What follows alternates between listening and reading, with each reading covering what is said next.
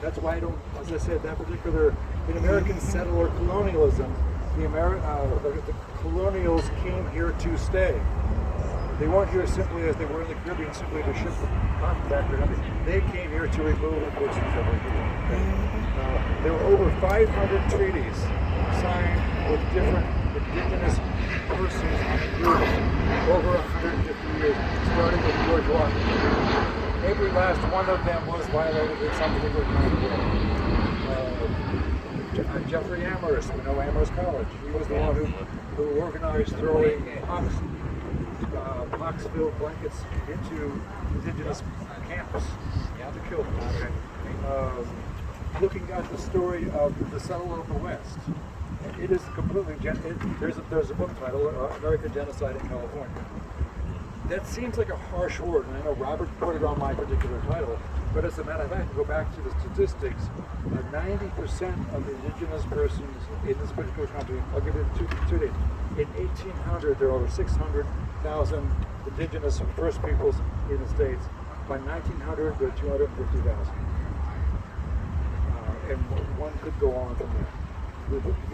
The point I said about the way that Virginia handles its race, and the question about Mr. Obama, the president, who was for years mixed race, and then he became black. The way that politically we use those, and by the way, why is he mixed race? President Obama, his mother. Okay. Is that right? That's what they The say. DNA doesn't tell you that. Yeah. Tell you that. Right. His mother? His mother has the DNA from John Punch, who was the first enslaved person in Virginia in 1636. So he was linked to that particular enslaved, first time in Virginia law in 1636, because there was not a system of these are Brits. They don't have common law, the notions about enslavement. They did back in the 1500s with King Edward. But they did, so they were making this stuff up as they went along.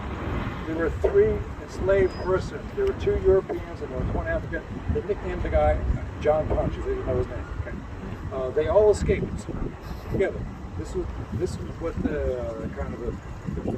what Virginia's great fear was, that all the underclass would get together and basically revolt the plantation owners. Because then as now it's still a plantation and a class system.